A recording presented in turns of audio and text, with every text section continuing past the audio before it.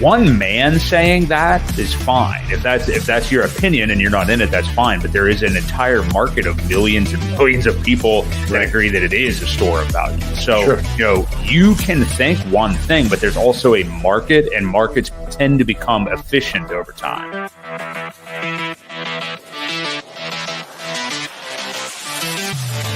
We do know that you will always get paid in Hex on a daily basis. And that is truly the miracle that we call Hex, because it is trustless interest, trustless yield. Nothing will stop that contract from running.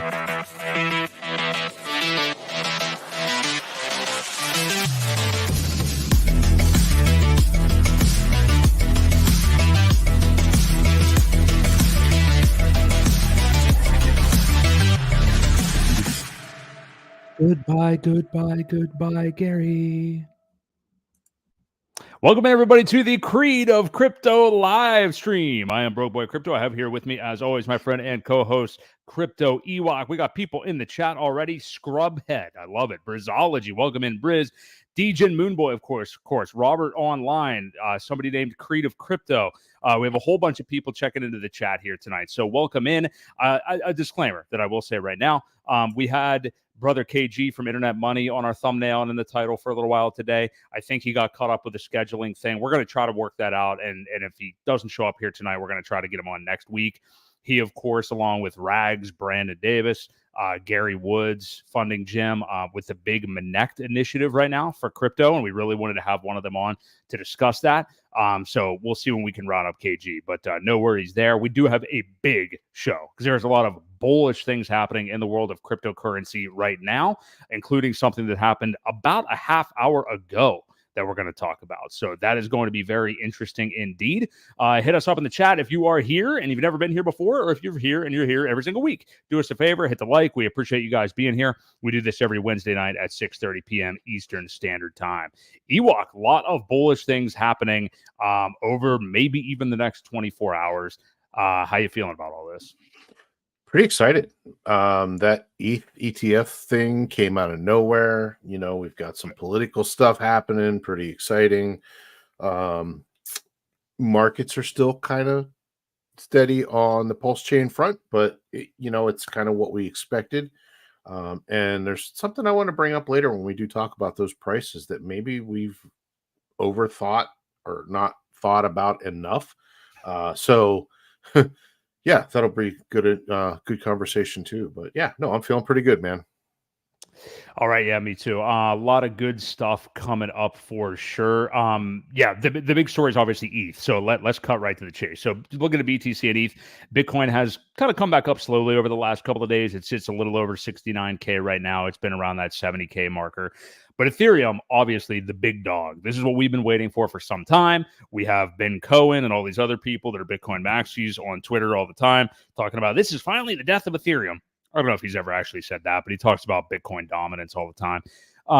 But, yes, potentially the news that the SEC is asking all these entities to file the proper paperwork to get ready for an ETH ETF is extremely bullish. Obviously, it was a catalyst here in the short term for the ETH price action. We have seen Ethereum close the gap on BTC to a somewhat respectable number finally after it's been just basically dog crap for weeks now. So yeah, it's very good to see this. We're going to talk about, fundamentally what this will mean with the ETH ETF and where we're going from there, as well as looking at the price. Basically, the odds on the ETF being approved after all this recent news jumped from 25 to 75%. We had discussions, and I understand anybody who would be skeptical of this or suspect of this news when they first hear it, because we don't, usually trust our government anyway, and, maybe it's too good to be true. But we are now seeing, and again, we'll talk about this from a price perspective and fundamental, but I think what we're seeing here basically is a Democratic Party who is pulling out all the stops to, win an election. And, the SEC is going to be part of that right now. Obviously, Gary Gensler's a Democrat. They want him in there kind of as their mouthpiece and everything. So I think that, this is purely a political move. And I think, if the Democrats would happen to win the election in November, we would see kind of back to normal as far as policy goes. But what do you make? I'll let you take wherever you want to first, Ewok. If you want to look at price, ETH closing the gap, whatever you want to do, but also just fundamentally what your thoughts are about this huge, like you said, total curveball out of nowhere. If you tell me that you thought this was going to happen now, I'll call you a liar. Most people were waiting for the one that was coming in August for an ETH ETF, but now we sit here 24 hours away, sometime tomorrow, of when the original deadline is. So what do you make of all this? Well, yeah, I mean, I still have the lines from the last week when we talked about it. I said, this channel that would probably fall into August sometime before it made a run up. Well, it decided back here that it was about to take off and break right out of there. So yeah, you don't have to call me a liar. I didn't expect it at all. Right. And the funny thing is, they kind of pulled the same thing with Bitcoin when it first launched that ETF. There were a lot of people that speculated that it would be passed. And remember all the FUD, somebody hacked the Twitter and of the SEC and said it was passed. And then all of a sudden, 30 minutes later, they said, nope, sorry, that's not true. There was just a lot of weird things that happened. So I don't want to get ahead of ourselves, but while things are looking bullish, they could still say no again, and I think you'll see this come back down into that channel if that happens.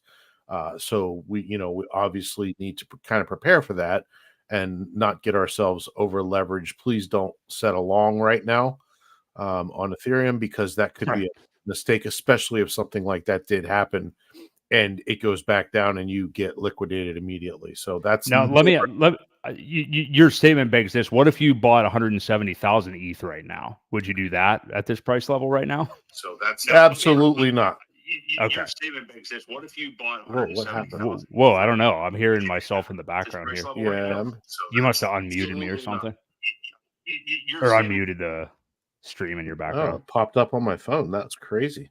Okay. Yeah, that totally free. I couldn't tell it was my voice or not at first. That was very crazy. But it's a joke, obviously, there, as far as aping into ETH right now. No, it's not wouldn't be advised to set a long, no matter what the situation is, just in case things do go sideways or they do push it back to the next one because things aren't quite ready or whatever reason there may be. We do look at this Bitcoin price. It really didn't have the kind of move. Usually these things move together, but this was clearly a Ethereum only type play. And I don't know if you saw Richard Hart's tweet yesterday about the actual amount of ETH that is really out there for sale. If somebody were to purchase, let me pull it up, because the way it said is if somebody were to actually purchase $100 million of ETH right now, that they would be in it for about $5.4 thousand per ETH on Uniswap, 4.6 thousand on 1inch, and apparently there's other places where you can get it for 4.2.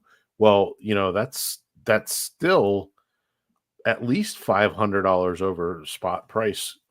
If you have smaller amounts, just because of the slippage and the amount available for sale, that's how much you would push it against yourself. So pretty interesting statistic there. But again, I hate getting ahead of ourselves and until it's actually passed and through, although a lot of these places have added the symbols, the tickers and everything like that to their pages. So it is looking good for now. It is definitely looking good. And we talked about I was referencing obviously the SAC wallet buying all that ETH at right about this price, basically, a couple of months ago or something at Yeah. this point. Yep. You know, And I think which that wallet is back in profit now, finally. or basically even at the moment, yeah. Yeah. So, and again, I mean, I guess if you have that much money sitting there, the exact price you buy at may not necessarily matter if you're really anticipating something like this happening. So, and we just saw it, and I will say, like, not to victory lap it, or hindsight's obviously 2020, but like obviously it would have been like, hey, ETH just ran, green for month and month. Why not wait till it goes down a little bit more? But then all of a sudden we do see, like, again, we just said it. Nobody thought that this was going to be approved here in May. Still hasn't, but it's starting to look likely. This shows you that these things can turn on a dime. So, everybody that's laughed for the last 60 days or whatever at that buy, isn't also, in control of that much money themselves, I imagine. So, I mean, we'll see how that story kind of goes from here. But yeah, talking about the SEC doing a 180 on this, politically, I mean, like, we've seen, and I don't want to get way too deep on the weeds on this, but we've seen, the Dems, the SEC suddenly start to sweet talk crypto a little bit here. I don't know that Biden knows what it is or anything, but we see Trump all of a sudden saying that he is taking campaign donations in like 6 different tokens or something like that. Yeah, he fired back the next day saying he's accepting crypto donations. They're both kind of jockeying for position here on crypto issues. This is good for all of us. I mean, like, I don't care really about either of these entities all that much at all.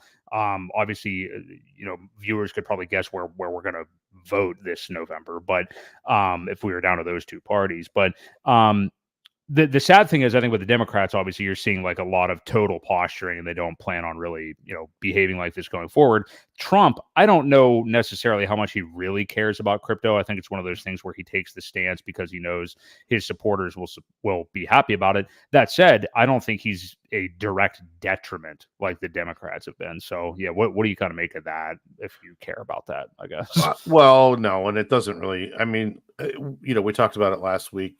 The way Trump basically said, "Listen, I'm all for it as long as it's safe." I think he kind of wants what we want, right? We want regulation. We want someone to make a decision on what is a security, what is a commodity.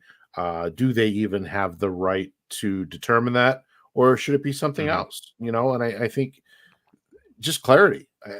I think that's the biggest thing that we need. Well, the Democrat side seems to not want to give that because they want to use it against people to keep extorting money every 8 months and say, well, why don't you just pay us a fine and we won't press these charges, or and you can keep doing business, but you did it wrong, kind of thing, because there's no clarity. So, I think that's the biggest difference that we'll see between the two, where one doesn't want to determine anything, the other one wants to basically say, all right, here's how we're going to do it, and this is what we're going to decide on, who gets to govern it, and what is what. So that's more exciting than anything. Yeah, I'm totally with you there. And I tell you what, it leads us into this, and then we'll kind of get into the PulseChain side of things. But so right before we went on the air, so we also had this FIT 21 bill that just passed in the House of Representatives, which I think may have been expected since it is obviously a Republican House. But this is the significant thing about this is that 71 Democrats joined Republicans in this vote, which is a significant number. Now, it still has to go on to the Senate. And the FIT 21 bill, and I'm not going to pretend I knew this thing inside and out, but I knew a little bit about it. It is basically to establish that we need some kind of crypto regulation, that the SEC are not going to be the ones to do it. And it's basically a repudiation of Gary Gensler, which, is huge, obviously. So for this to pass right now, it was 279 to 136 against 71 Democrats, which is very significant. Yeah. So, with this now going to the Senate and this being such a blowout vote, this looks really good. And, you wonder if the jig is finally up for Gary. I mean, we've been talking about it for 2 years, probably plus now at this point. And the Democrats, we know, I mean, no politician is afraid to hang somebody. And I only mean that figuratively. ladies and gentlemen. But we know that there will, if there's somebody that needs to take the hit for them, that politically, that they will do that. So Gary could be a fall guy here. So yeah, what do you make of this? I mean, this is again just super bullish as well. It seems like the Dems. I'm just impressed with how big of an issue crypto seems to be becoming. Yeah, what are your thoughts on this? Well, I'm just looking down the list of the Democrats that voted yes, and Pelosi was one of them. I'm just kind of surprised by some of these names. I'm not overly familiar with a lot of the, the people that aren't as popular or aren't as talked about. She's the only one that really stands out to me. But,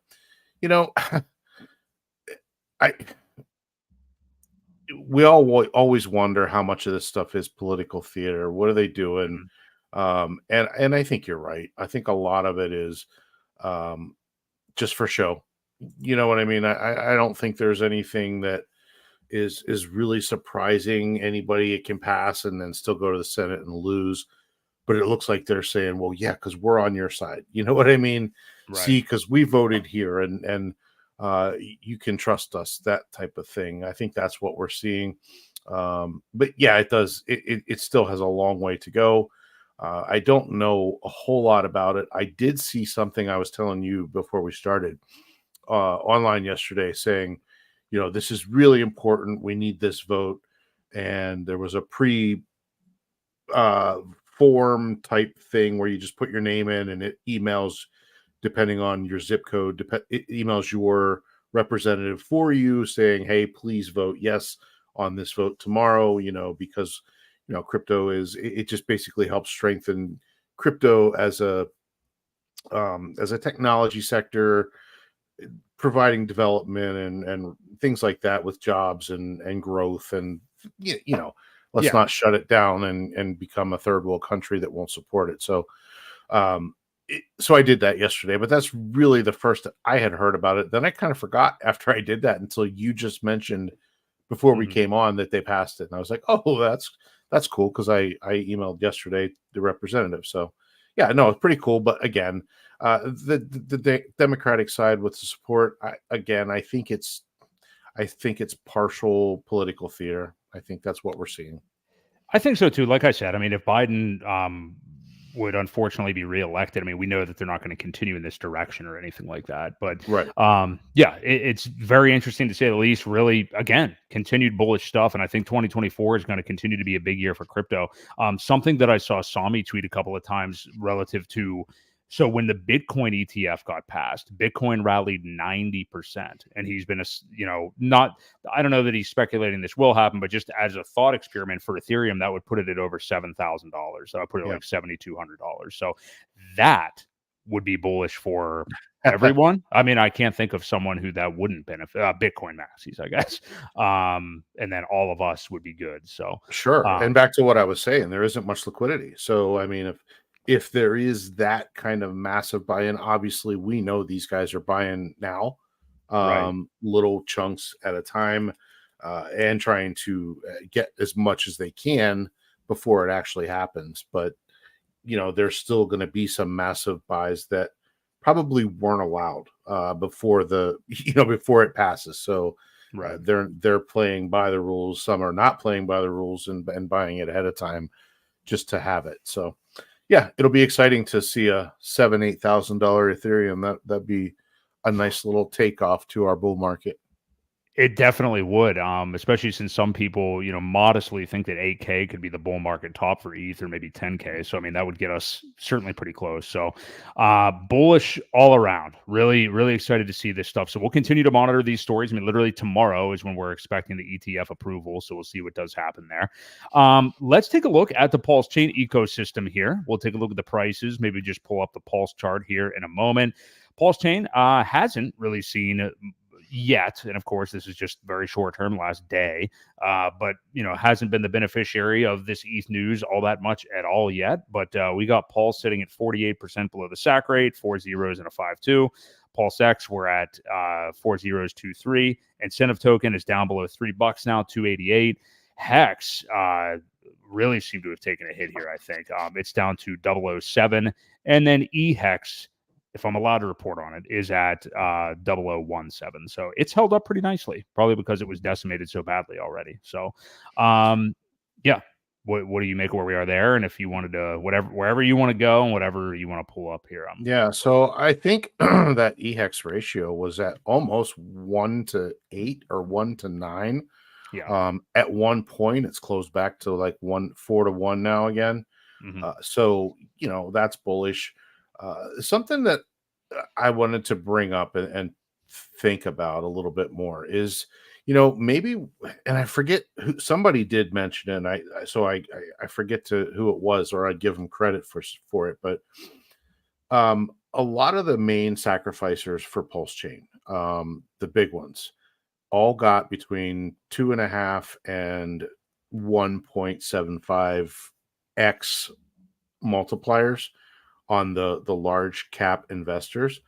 And we've been looking at this price at, that 0.30 and a 1 for the longest time. But I'm thinking that we may want to reframe that, because honestly, the 4 zeros and a 5 with that 2x average multiplier should probably technically be the SAC rate instead of the people. Yeah, for a lot of people. I mean, average anyway, because like I said, it went all the way up to 2.5 x, and the large buyers got in anywhere from 2.5 to probably 1.75 x on the return. So the average probably puts that, right at, this number, right where we're at. So I just wonder your thoughts on, are we framing it the wrong way, and did we have too much expectations initially that was the SAC price, because for, dollar for points anyway, that's technically what it was. However, without that multiplier, without that bonus, and with it becomes half of that. So Now, it sounds like you're moving the goalpost here a little bit, if I may say so myself. No, I get where you're coming from, and it is interesting that we've always just kind of said sacrifice rate for 0001 when that isn't actually true for every every sacrifice that occurred. So, yeah, I get where you're coming from, and to your point, that 4 zeros and a 5, I mean, that has served as pretty obvious support here over the last few weeks that we've come down here. I mean, even the other day, today wasn't so great. We saw some downward price action, but even I can't even keep my days straight anymore. But the other day, it dipped just below that 5 number. Yeah. So yeah, it has been serving as new support. So yeah, I definitely think there's something to that. Yeah. Well, there is a lot of support in this area. There was resistance all the way over here, until it finally kind of broke through it a little bit. But yeah, we're not holding our old line of growth very much. That's why I just left this on here, because we kind of drew it back here when we saw this steady rise, hoping that we could continue that rate. But and then I thought about it. I'm like, well, maybe we're overshooting it. And then the real reason kind of came out today, and I don't know if you saw it or not. There was several people that didn't even really want anyone reporting on it, because they didn't want to FUD anything. But there's been a massive seller, just dumping a lot, and they've been doing it in a really shady way, because it hasn't been catching anybody that's been watching the blockchain, because they've been sending it over to MetaMask on the Ethereum side and selling it that way on MetaMask, not using a... Oh man, so MetaMask swap, you mean? Just their feature? Oh man. So they're eating a lot of money. I mean, they're eating a lot of money, but for the privacy of not showing up on the PulseChain side for sells. So yeah, I mean, there's like 100 million, or 100 million a day. No, maybe it was more than that. Maybe it was a billion a day. I forget what the number was, but the guy had like 400 billion PulseChain, and I think they're only down to, I don't even know what it is now, but look into it if you want, but there's been a major seller that I think that has caused almost every one of these red candles, just kind of doing it in a shady way. But the reason people haven't really been, there's a few that out there that know about it. The reason they didn't report on it is because they didn't want to cause FUD. The guy had a lot, and he was apparently doing okay. So he had 100 billion left. Mr.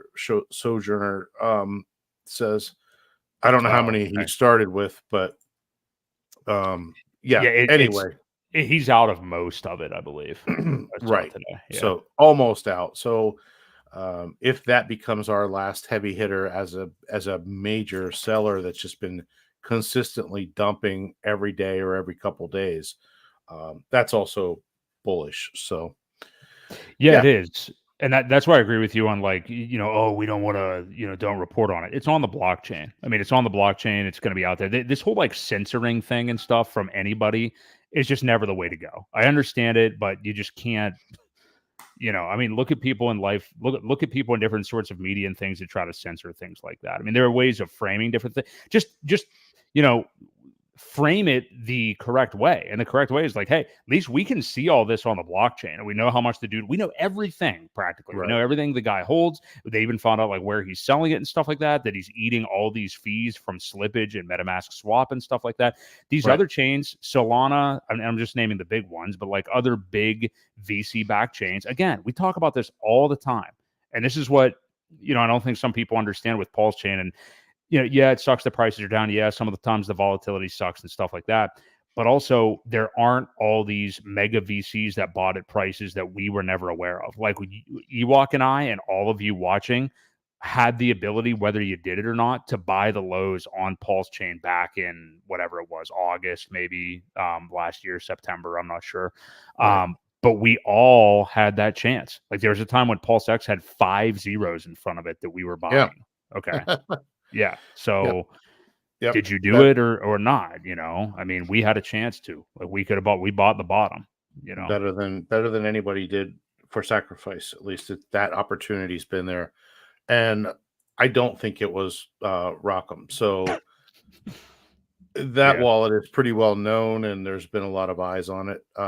So I don't think it's him or maybe it was Anus, maybe it was Anus Alex or whatever other butt alliteration we want to give anybody. Because we did have Alex the Whale, if anybody remembers that whole saga. I do.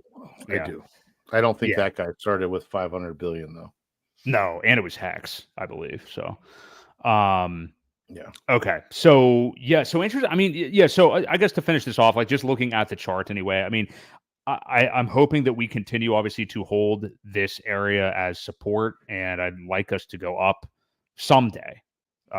Whenever that may be. But man, we could be in for some volatility here. I mean, we really could be, and hopefully to the upside. I mean, if this ETH thing does go through and that, you would, again, that should be bullish for the entire crypto industry, like across the board. So, well, a lot of people forget that most of our value is tied and bridged over from Ethereum. So the better the Ethereum price does, the better it holds the value of the bridged in assets from the Ethereum chain. It will correlate directly to the price over here. So, this, I hate saying it because I think we said it back here and back here might be the last call to get good prices coming up soon. And if you haven't started DCAing, I'm not sure what you're waiting for at this point. If you haven't quite finished, well, you might want to and save a little just in case, but probably a good time to deploy some capital because I think good things are definitely in our future here within the next couple months anyway. Yeah, I mean, we're not even a 2x off the lows for PulseChain right now. So I mean, you're buying about 1.7x off the low or something like that at the moment. Alaska Fisherman, he says, I wish I bought the bottom but had no dry powder. Been buying lately, though it feels good to get at these prices. Yeah, and I my comments certainly weren't like, oh, if you didn't buy it, it's your fault. I mean, I understand you need to be liquid also to buy it. My point was more so just that we had that opportunity, even like in other chains. Right.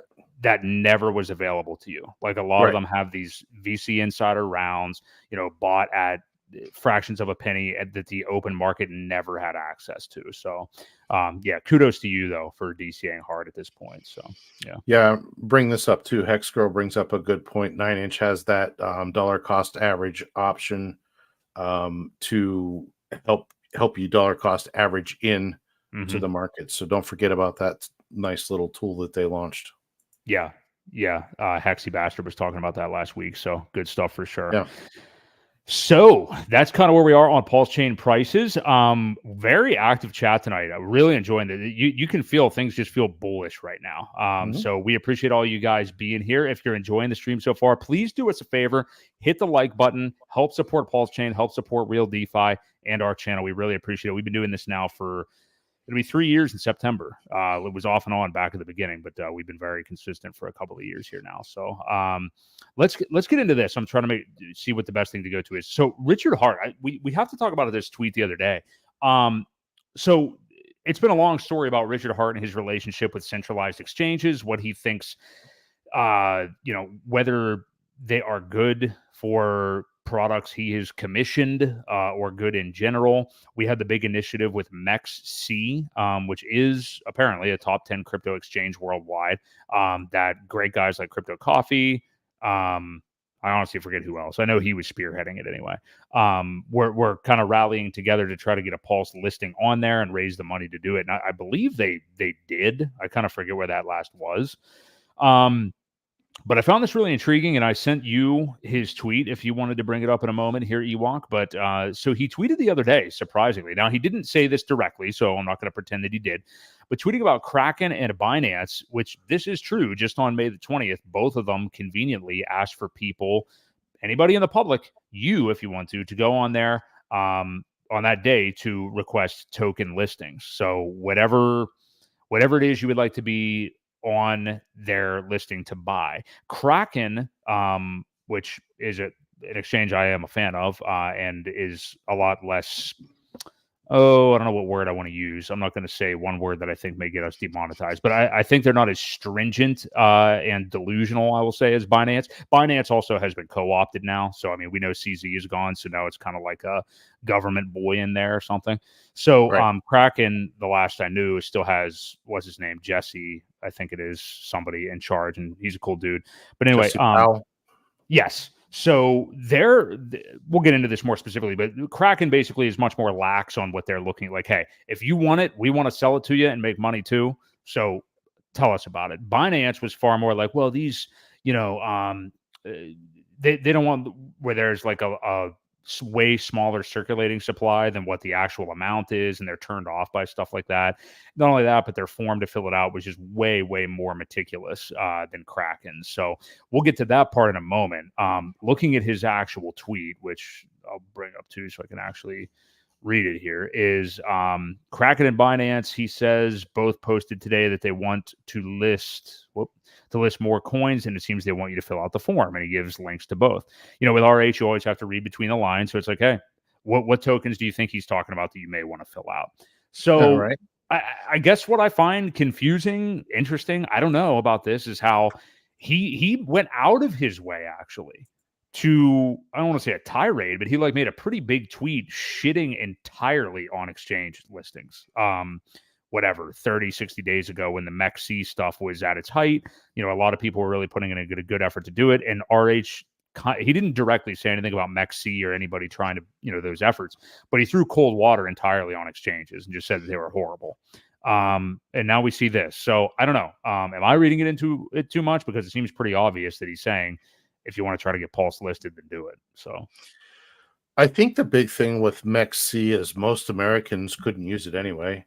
Now I realize that, there's a lot of people from all over the globe that do invest in crypto, but I think he wanted it to be as inclusive as possible. That's how I read between the lines.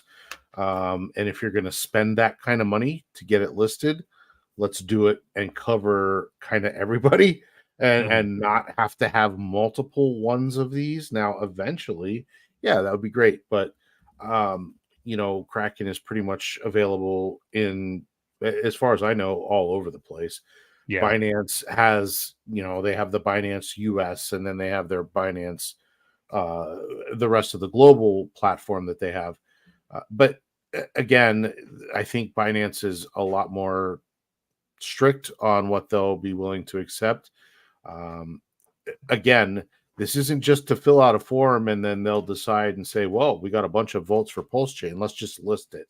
Right. I do believe there is still a fee. There's a listing fee. You have to provide liquidity or give them liquidity to provide anyway. But my question, and I think I mentioned it on Rags to Riches made a post the other day and was kind of pushing this as well. And I said, well, don't you think we kind of need a better effort so that people are filling out these forms the same way? Because when you actually look at it, let's actually click on the link here. We'll just go to the. Don't do the Binance. Yeah, I was going to say the Binance one is way too convoluted and Right. way too much unnecessary information. And as you pulled it up, I do just want to say, because I said about the MEXC thing and not knowing where that was at a moment ago, I do see Crypto Coffee is one of the top replies on RH's tweet, and he said MEXC coming soon. So that's still happening, and I know they pretty much raised all the money for it, so it looks like that's still going on. Right, and that was kind of done by the PulseChain Foundation, one of the two PulseChain foundations. I know there's still a little animosity from that out there between the two of them, but whatever, as long as they're doing stuff to promote the blockchain, I don't think it really matters. But either way, so you've got, the issuer, you got your name, email, Telegram, title, company. Well, a lot of this stuff, there is no company.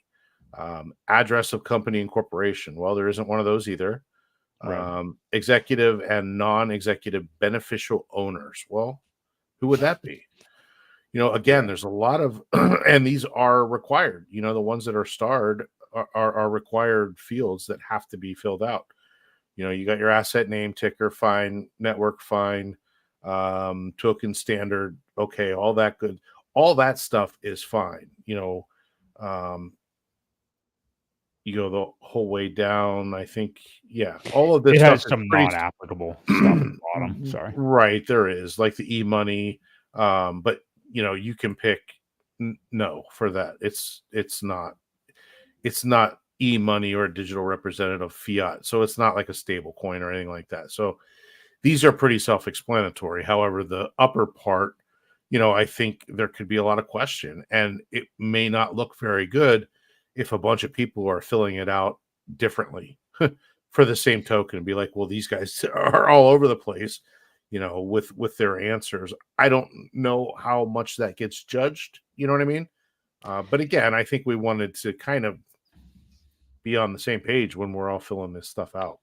Well, I think that is a nice thought, but I think it's going to be very hard. With this fervent community and stuff, I don't think that it's going to be so easy to get people to be submitting a uniform thing. Like what I basically did for the company and all that stuff was just put NA. I'm like, this isn't applicable to this. There is no Fair company. Enough. It's not. So I don't know what people. To me, it would be worse if you tried to put anything other than just something like that, because it's like, to me, it's like, okay, it's PulseChain. It's a layer one. What is the function of the Pulse token? It is the gas token on the Pulse blockchain. Those are the pertinent things on that form that need to be filled out. That people are very familiar with all that lingo already in crypto. So I think as long as you kind of go about it that way, and then the token standard, I put PRC20 whenever it asked about that, because it has a drop down of ERCs and all that stuff. So right. I think if you get that general stuff, I think you're pretty much fine. I just would be careful about trying to put in something weird or outside of that. But right. Either way, it's a good effort, I think. And I think it can't hurt, right? Eventually we're going to need on-ramps. We're going to need easier ways to get people over here. And if they can buy it directly on a centralized exchange, all the better. That's one of the things that we've always said is when it's hard to buy, that's opportunity. Hex was the same way. You couldn't get it on exchanges, and it still did a 10,000x. You know what I mean? So those are opportunities. Obviously that 10,000x is looking like it's way on the horizon now, but again, it leads to more opportunity, I think, when these things are difficult. But again, we want it kind of, we've always been under the impression where we kind of want it now. Right. So one of the only ways to do that is to get it out there, to get it listed on exchanges, to get it, once it's listed on an exchange like Kraken, maybe CoinMarketCap looks at it and ranks it properly. And I think it's one of the reasons, it's one of the stipulations that they have, that we don't meet that criteria. And it's one of the reasons why they claim that it isn't. But, if you can meet all that criteria and then they still don't, well, then, then we have a bigger issue. Yeah. So. I think a Kraken listing, look, and I know you and I were talking about like which token did you fill one out for? I mean, I did Pulse right away. I mean, to me, the big thing would be to get Pulse listed on an exchange like that. And I am in favor of it. I just put that up a minute ago. I thought that was hilarious. Yeah, I didn't see it. I didn't know if you saw it or not. But I think getting Pulse up there is huge. Now, my thing is, and I dealt with this last cycle with Phantom when I was buying that, which is now being rebranded as Sonic or something. I don't know what's happening there. But, Kraken was cool enough to have native Phantom on their platform. So like you could buy Phantom, you could send it to a Phantom wallet and it would go on the Phantom blockchain. Everybody else had like wrapped Phantom. Everybody else had like the Phantom ERC20 copy. So what would be interesting to me, is if Pulse got listed, if it was native Pulse, so they could send it, because that's a big thing. You go to Coinbase. I was listening to somebody talk about this the other day. If you send like USDC on Coinbase or like something on Coinbase, you've got Ethereum as an option, Arbitrum or Arbitrum One, whatever else you guys know, Solana, whatever, all these different blockchains. And if you buy Pulse on there, I mean, I guess having to buy wrapped Pulse and then send it and still bridge it is something, like at least that's available on the exchange. But I really it would be really nice if it was native Pulse that they could send straight to a Pulse wallet, because that's what you want. You want people coming over with a gas token like ready to go, and it'd be lovely to have a Pulse X or a Hex or an Ink listing too. But if we're choosing, I mean, for me, Pulse is the one that I would want to be listed. So what do you make of that idea? Though? Yeah, no, absolutely. If it's native, sure. Now, the good thing about wrapped Pulse is when you send it over the bridge, it obviously will unwrap it for you and it becomes unwrapped. However, it's an extra fee that you shouldn't have to spend with the Ethereum fee to send it over. So it would be a huge cost savings for users knowing how cheap it is. Now, I've heard about people when they list things, obviously they have to also keep an updated node under their control as well. So for every coin that they have on its own blockchain, they have to run a node for it essentially in their database itself. So they have to keep a record of it too, and anything new that they add is going to take work for them to keep it updated, get it to sync, all that stuff. So it does take time, and some, when upgrades happen, they have to do whatever they have to do as well. So it's not just a matter of just let's launch it. They have to get the node on their side as well and do that type of thing, especially for a different blockchain. Yeah. Yes. Yeah, and you're right. It would unwrap the Pulse automatically, but yeah, that's what I was saying. It's just to save another step and money. Alaska Fisherman again, which thanks to your contributions tonight, I haven't seen you before, but good stuff. I've tried explaining to people on how to buy Pulse, and they are steered away because it's quote too complicated with too many steps. That's something that's not bearish, really. You know what I mean? Like Ewok said a moment ago. I mean, like when things are difficult to buy, that's when we're still an opportunity. And I right here am one of the people that when Hex was prior to Hex launch, when I wasn't as into crypto, I knew ancillary things. I knew how to buy tokens on exchanges and stuff. Wasn't as familiar with DeFi. But Ewok was explaining things to me, and I couldn't put it together, and that was just Hex. So I mean, I don't know if this is really that much harder, but yeah, you have to have, if you have somebody who's already like open to crypto, understands exchanges, understand wallets. It's really DeFi that's the next step, and we just happen to be in like one of the most DeFi style platforms there is to be in, Right, so right. I get where you're coming from, and kudos to you for trying to help those people for sure. But yeah, I do think something like having Pulse on at least one of those bigger exchanges would really help. And maybe that was Richard's thought, like when he kind of just trashed the idea, presumably of MEXC, like you said, Ewok, because it's just who's on MEXC, who had really known as much about MEXC. Right. Kraken's that's like a big three in the United States. Yeah. Yep. Or big, anyway, top 5 at least. Yeah. With Coinbase, you've got Crypto.com, you've got Gemini. Definitely Kraken is in the picture of the top 5. So, Alaska Fisherman, I will say to you, and keep talking to them about it, okay? Let them know what we just said is yes. It's opportunity. Let them understand that is like, this is brand new. I mean, we just crossed a year. And that whole first year was somewhat down, but explain about all the things that are building on it. Explain about the different communities that have grown. It's kind of like when Ethereum started, there wasn't already a pre-made community that kind of came in. You had some defectors from Bitcoin and things like that went over because they didn't like what was happening. But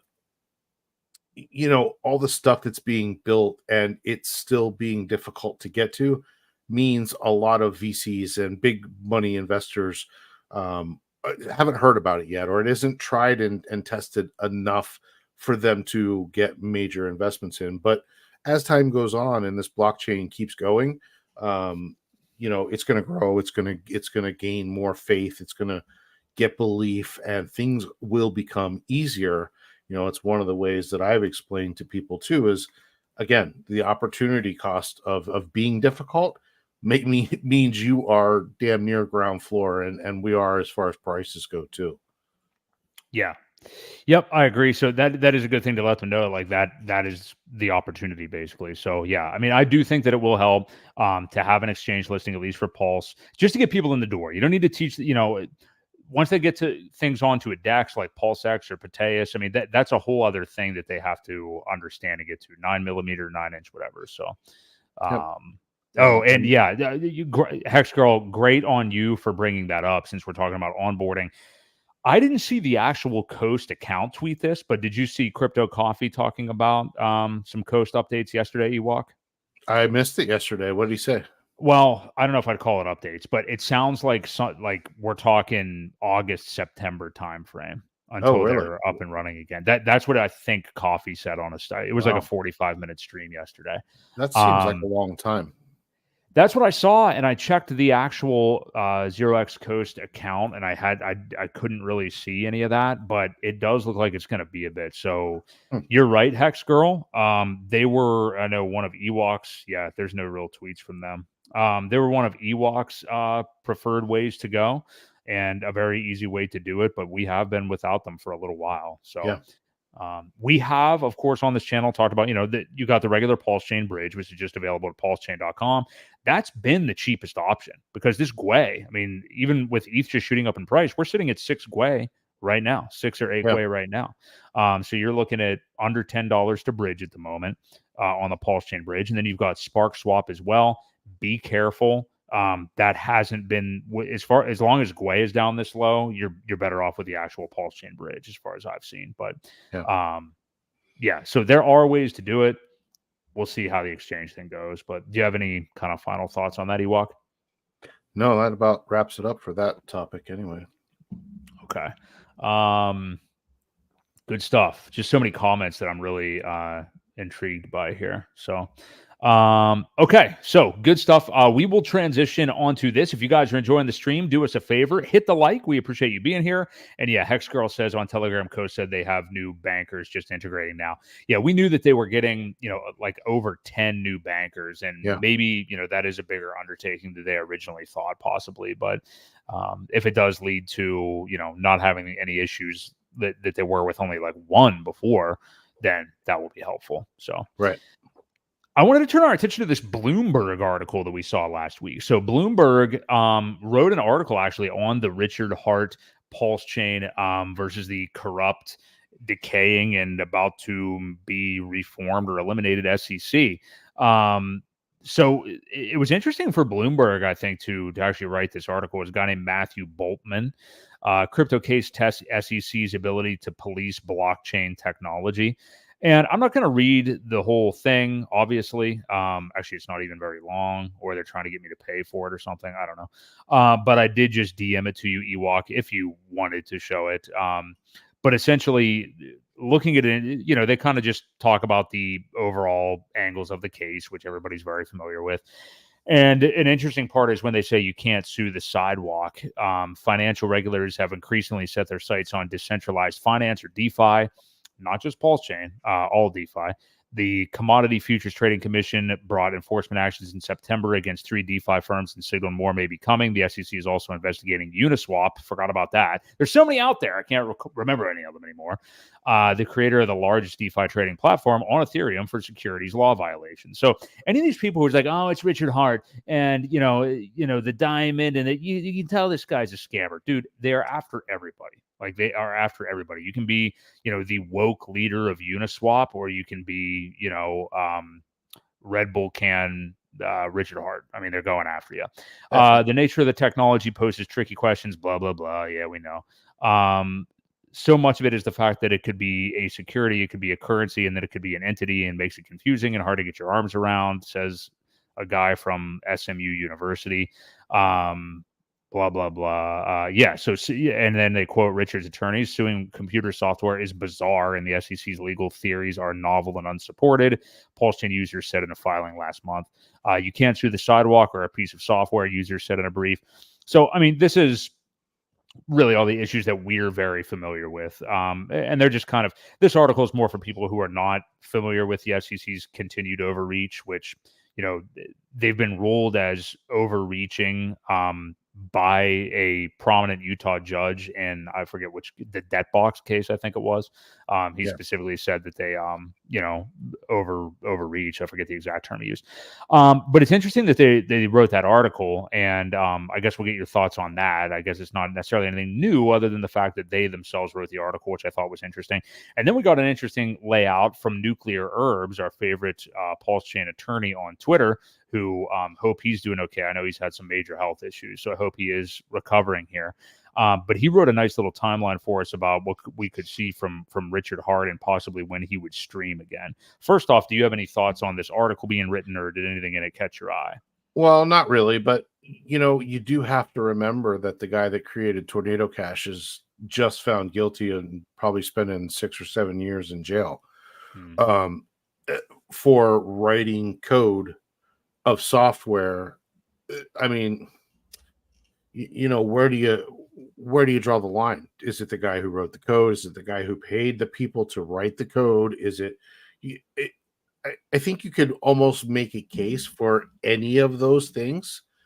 Yes, you can't sue software, but you can sue apparently the guy who wrote the code, or throw that guy in jail. So because they've already done it once. Now that was for, they said it was used for money laundering, which is a little bit different than just creating a blockchain technology. So, we are talking apples and oranges here, not the same thing. But, I guess it really depends on the judge's take on cryptocurrency as a whole.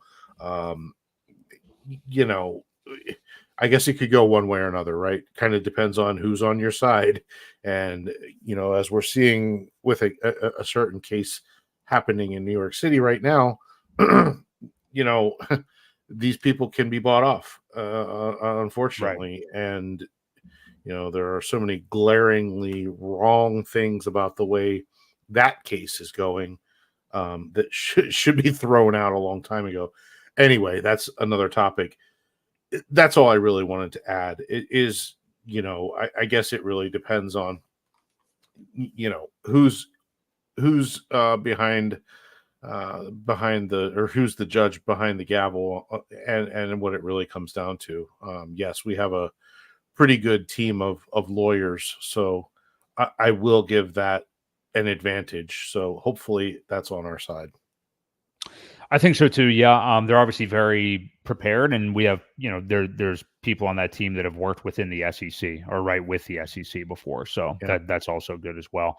And we do know that the SEC generally is not prepared for any of these cases. I mean, we've covered it, said it at length. It's kind of just throw a bunch of shit at the wall and see what sticks. And so far, not very much has been sticking. I mean, they even lost to Ripple XRP, which is, if there's anything in the top 1,000 cryptocurrencies that could be a security, it would be the XRP token. So, and they lost that lawsuit. So, and appealed it and lost the appeal, and, fell flat on their face. So, now what perhaps may be more interesting to people watching here, I did just have this up and I lost it. I know you have it up already. So we're going to look at Nuclear Herbs, again, our favorite attorney on Twitter. And he had some thoughts about potentially a timeline for this case, more so about like Richard Hart streaming again. Now, that's something that you and I mean, sure, I would welcome it. It would be cool to see that. I haven't, you and I, neither of us really have been one of those that are like clamoring for it. And like, we will only be able to go up when Richard Hart is streaming. I mean, we haven't said that. And no, you and I mean, candidly, just talking to everybody here, we are grossed out when we see the people like, can Richard do something about the price? Where's Richard? We are not that. So, we understand that this is a blockchain. And I mean, part of the decentralization is like, we have our own validators out there. We have everybody doing their own work. So not looking for Richard to really do anything here. But that said, sure, definitely would love to see him stream again. Would love to see him out there being interviewed like he was in the Hex days, and talking about it to other people, just like with PulseChain. So Nuclear Herb says he was responding to Sami, and he gave a synopsis. He said, "Let me start by saying I have no idea what advice Richard is getting, but you can expect it to be both A, really good, and B, really expensive. As we all know, it's not like Richard to keep quiet. So if he's doing so, you can reasonably assume that he's acting in accordance with advice from legal counsel. I can't think of another explanation that makes sense. Me, I used to tell every client in active litigation to shut up until the case was over, period. Don't talk to your friends, mom, dad, cousin, or dog, and especially not your girlfriend, boyfriend, who may wind up hating you before the case is resolved in a few years. Don't put anything in an email you don't want to read to a jury. Don't text anything about the case to anyone. Don't ever forward an email from your attorney to anyone, because it destroys attorney-client privilege. Also, you never know who's at the next table at the bar.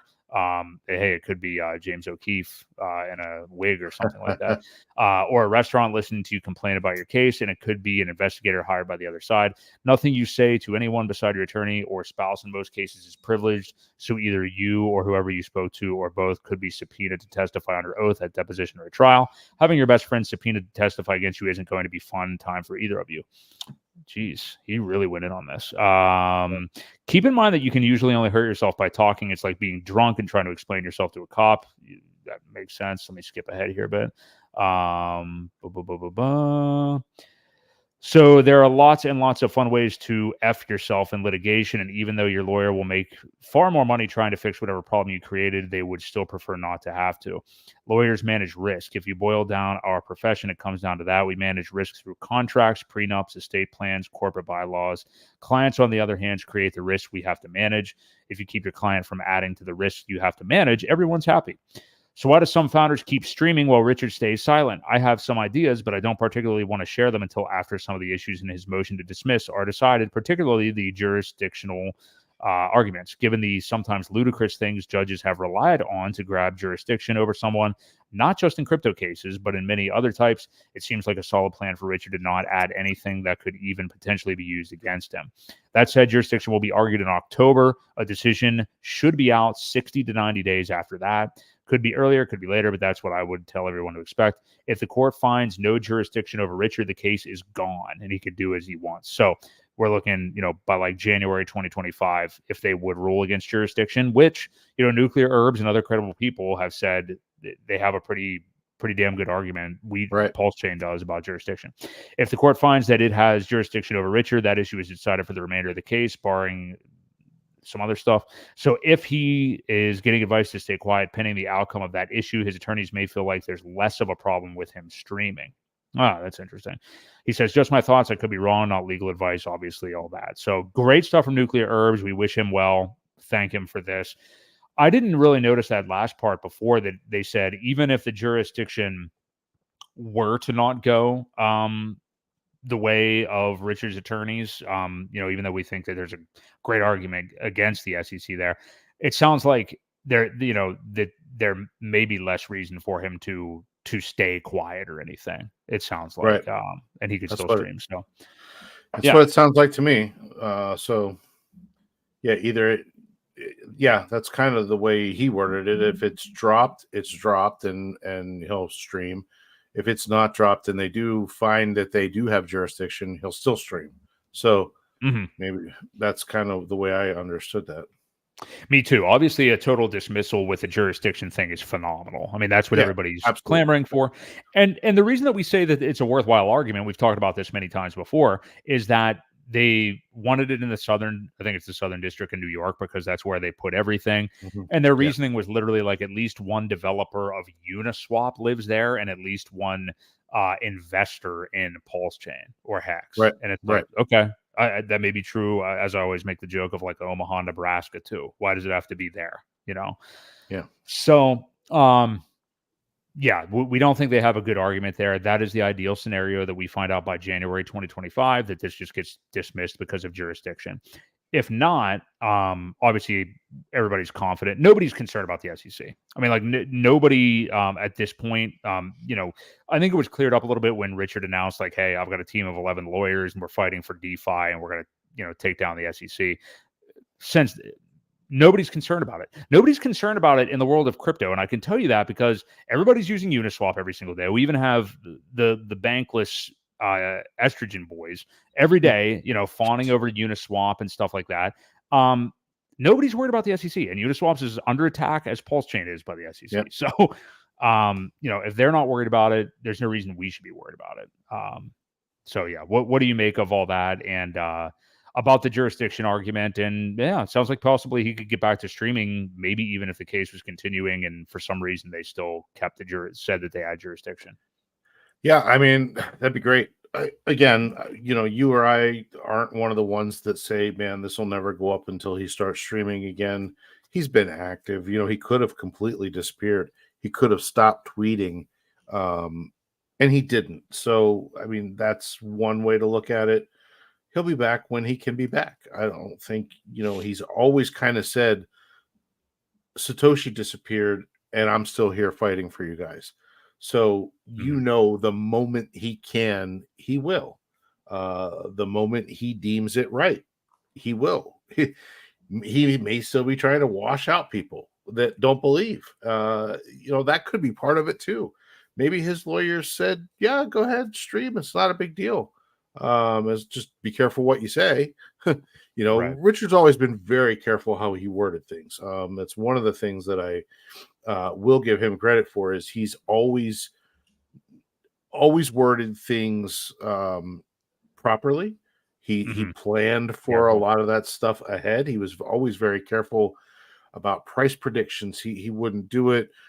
He would say how things were designed and how many X's they were designed to do, but he would never give a price prediction of what he thought it would do. He could give price predictions of Bitcoin and Ethereum, but not his own stuff. So again, he's always been very careful of the way he spoke. And maybe it's on his decision to not stream. Maybe he's still trying to wash people out, rinse them, get rid of the lettuce hands. And maybe they said it's perfectly fine. So I don't know. That's just another thought that you guys need to think about, is maybe it's not lawyers. Maybe it's him. Maybe he is not ready for the bull market to start yet. So he does have good timing. He does have good timing. Yeah, and I will say, like, we got that Christmas, not stream, but video upload from him, Yeah, the end of last year, which, I don't know how advised maybe that would have been, but he was just kind of giving his overall thoughts on things. He did say a couple saucy things though on that, even that were yeah, pretty interesting, and that was even before the announcement of the team of lawyers and stuff. Now I'm sure he already had them ready to go, but right, nobody else knew about it yet. So right. yeah, either way, I mean, there's no concern from either of us with the SEC really against literally anything in crypto that they're trying to do right now. So I don't think anybody takes them seriously. And the bull market's starting. We get this news with the ETH ETF. We're seeing the Dims flip and support this stuff. Out with Gary Gensler. I mean, we're just in bullish times now. These are the things that happen in bullish times. Yep. And it's the Yeah, opposite. and that could be another bullish thing too that happens at the election, and the whole changing of the guards as far as the SEC goes. You get different people appointed, you get all that different things. Maybe that timing. Well, it'll be October, so it would be right before that happens. Be interesting to have that pushed back a couple weeks, wouldn't it? Yeah. Yeah. Yes, it would. Yeah. So we'll see. I forget what day that is in October. But I think it's towards the end of the month. 26th, I believe. Yeah. 26th or 29th or something like that. Yeah. It's towards the end of the month. Yeah. It is towards the end of the month. Yeah. Okay. So good stuff there. And again, really appreciate Nuclear Herbs giving that info, especially with what he's going through right now. And really valuable stuff. I want to shout out Honda Trump AI here. Orange Man Good, OMG on PulseChain, Richard Hart to the moon. Orange Man Good is sending one of the Tang Gang tokens. And I'm not going to lie, I was looking at that prior to it pumping and just thinking to myself like a, Trump narrative and stuff like that. And I didn't bite. And sure enough, it went to the moon. And I missed it. So I've been waiting for a pullback of at least like 30%. We haven't even sniffed anywhere near that yet. So kudos to you, Honda Trump AI, if you did get into it. And also, speaking of the Tang Gang, he said Florida Fruit Rat sent today. I ain't getting a thing either, only buying dips like RH said. Legend. Yeah. I own both those. Took a little wee bit of profits, but I'm still holding those. And they did send today partially. They went up like 3, 4, 5x in a day. And I think it's because of Too Spooky launched that pizza token and tied the liquidity with those two tokens. So very interesting stuff. So yeah, check out the Tang Gang. I am a fan of the Tang Gang. I'll let Ewok say whether he is or not. I think he's dabbled a little bit, but I know DJ Moonboy, big time Tang Gang guy too. So yeah. Listen, I give all these different communities their credit, man. They put in a lot of work. They spend the time making memes. You've got the HOA guys, you've got the Solid X guys, you've got the Atropa group. So there's so many different little circles out there doing the work, and that's what makes the blockchain run, right? I mean, we're all in favor of PulseChain doing well. It's no longer we just have one token. We don't just have Hex anymore. We've got a whole ecosystem. That doesn't mean you have to buy every single coin that comes out. But we want them all to do well. We don't want, and so far, the one thing we haven't seen is, knock on wood, but a ton of scammers. I mean, there's coins that have been better than others, liquidity that was tied better to others. But I haven't seen very many just flat out rug pulls. And that is one thing that I can say about this community is they've been sniffed out rather quickly and people have been warned right away. So, we kind of know who the bad actors are. And there was a whole group out there saying, hey, this is from the same people, don't buy it. Same people, don't buy it. And sure enough, it rug pulled within a week. So, you saying that, you're so right. And I was racking my brain trying to think of a legit rug pull, and Beetroot was the only one I could think of. And that was a legit product. Like that was an actual product. And it did rug. But yeah, hey, Honda Trump, thanks for the super sticker, $199 Canadian. We appreciate that. Speaking of a guy who does buy every single token, DJ Moonboy, he's out there DJing every single day. Yeah. So yeah, I have a good portion of Tang Gang tokens. I'm not ashamed to say it. So, okay. Well, I'll tell you what. Go ahead. Sorry. No, good stuff. I said that's all.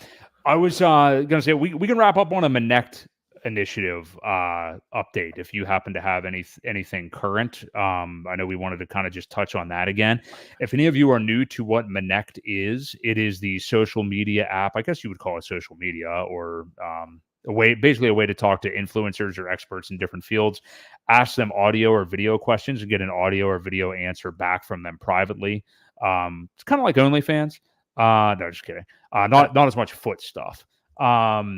But yeah, so it's developed by Patrick Bet-David, I believe he developed it. But yeah, him and Valuetainment and all of his companies. He has a contest running right now. The Brandon Davis, Rags to Riches, Gary Woods, Funding Jim, and brother KG from Internet Money Wallet, who we were going to have on tonight, hopefully very, very soon. All are on there dominating. I was listening, oddly enough, just because I wanted to listen to it, the latest PBD podcast today. And they talked about the Monect contest right up front and mentioned Brandon was on top on his podcast. I mean, this is a top, I believe, 20-ish podcast in the world. If you go on the Spotify rankings. Oh, yeah. I mean, I was going to say top 10. I don't think it's quite there, but top 25 or so. And, you know, I mean, we have 3 PulseChain centric dudes up there. So all in a row, number 5, number 6, and number 7 right now, currently. So Brandon must have just fell. He was number 1 when I heard the show today. I thought that's what they said anyway. Unless this hasn't been, I mean, I don't know what's going on, but you know, Brandon is 6. Okay. KG is 5, and Gary is 7. So I mean, these guys are all, I hate to say it, they're all battling each other to get up into that top 3. Davis Thurber has got 206. Santino has 198. Dr. Hedar has 192. And then, like I said, that's in number 3. And then KG 162. Rags has 157, and Gary has 147. So, yeah, they're kind of falling out. These guys are starting to run away with it. I do believe. What do we got? 8 days contest. I think it's the end of the month, right? 30. Yes, May 31st is the last day, I believe, for the contest. So, you know, that's what the 31st would be next Friday. So, yes, correct. If you have any questions that you can ask one of these, I think it costs you $10 to support them. But if you have $10 and you can support one of these guys to ask them a question, they will respond. You know, make it business related, business question, or what, you know. Gary is very good at that type of stuff, like investment advice, real estate investments. You know, they all have their own specialty. So again, it costs you $10 to support them. You do have to download the app, go in there, ask your question, pay your $10, and they should get you an answer. So I think it's pretty cool. I think it's a great initiative. Like I said last week, how to get these guys in front of some big name people, possibly get them a dinner. And yeah, I just, you know, Gary reached out to each of us, actually, thanking us that we talked about it last week. So, you know, wanted to give another shout out to all these guys that are doing the work for everybody, because eventually, you know, this can help us all. So kudos to these guys.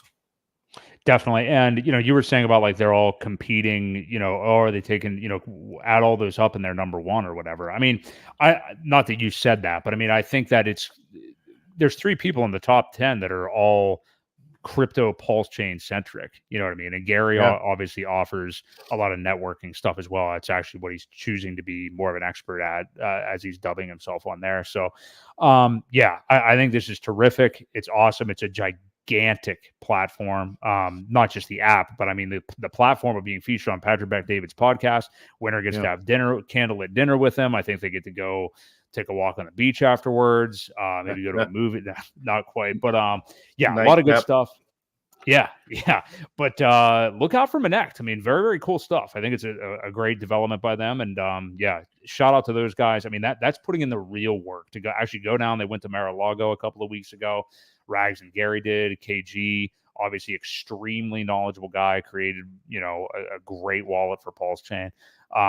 Cabana was there too, by the way. Did you see that? Oh, I didn't see that. No, Yeah. I didn't. Yeah. Cool. Yeah, I know B Roots and Ian were there. A lot of our boys made it down there. And Trump, of course, talking a lot of crypto. So very good stuff. Cool. Do you have any final thoughts on Monect? I mean, it's definitely super bullish overall. No. Like I said, I just kudos to them for doing the work and putting in the time. Appreciate it. Definitely do. Yeah, we thank those guys, and I want to give, not that they need it from us, but I mean, I want to shout out a couple people actually. So Corey, Gary, and Dane. Two other guys that do like amazing outreach. They have huge real estate circles. They talk at these big events that they pay thousands of dollars to participate in, like mastermind groups, and they're talking crypto and PulseChain in there. I mean, that I think when I look at guys doing stuff like that, I feel like it puts even what we do to shame. And I am proud of what we do, and anybody I think that is having the influence that we're doing, and we're out here talking about it and trying to create a network. But those guys getting on stages and stuff like that, and I'm glad that they have the time and resources to do all that stuff, I think is absolutely terrific. So anybody that's doing that stuff, we all really, really appreciate it. And also, I wanted to shout out Frank Molina, friend of the show. We've had him on twice, right? And I know we've both talked about this. I mean, he's been one of our favorite guests. Just launched his own channel called the DeFi Capital, like DeFi Capital channel. Check it out. He got 200 subs within a day or something like that. I love it because he's good at long form stuff, long-term mindset and everything. It's not stuff that you're going to find on a lot of crypto channels, like clickbaity meme coin stuff. It's not quite that. It's more long-term thinking. And I really, really hope you guys find him and support him because he's a great dude that we've had on a couple times. So just want to shout that out too. Yeah, I can't think of anybody else to shout out. I mean, I know there's plenty of people that put in the work, and it wouldn't be the same without however many 200 channels I know at least, right? That are out there regularly. So glad to be a part of it, and I wanted to bring one more attention to Honda Trump AI. He says Aave PulseChain Network sent the other day too. Yeah, some PRC20 copies of ERC20 tokens have been doing some really weird things the last couple of days. I tweeted about P-Link, which I've held a bag of for a while now. It pumped to 15 cents out of the blue the other day. It already had been pumping up to about 4 or 5 cents, which was kind of the top of its previous range, and randomly just popped up to 15 cents. And it's corrected since then. But we are seeing something happen with some PulseChain copies. And I'll tell you what, we already have the PDI thing happening. Now we have this. We didn't even talk about this tonight, and it's too late to get into it now. But the LUSD popping off as well now. Aave has been moving. P-Link has been moving. P-Cult I saw was moving a little bit today. And I think that there's another one I may have missed.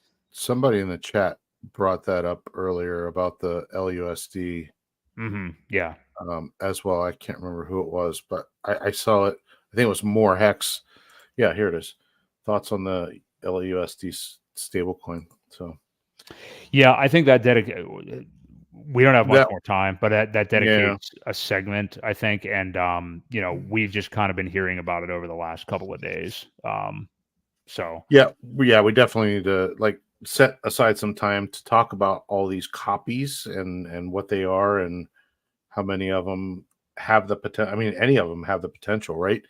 If that community decides to come over and says, hey, we're going to kind of take this over and go pump that coin, we all hold bags of it because it was a free copy for them. They're all kind of benefited to do that. So could be quite interesting when things really start to pop off.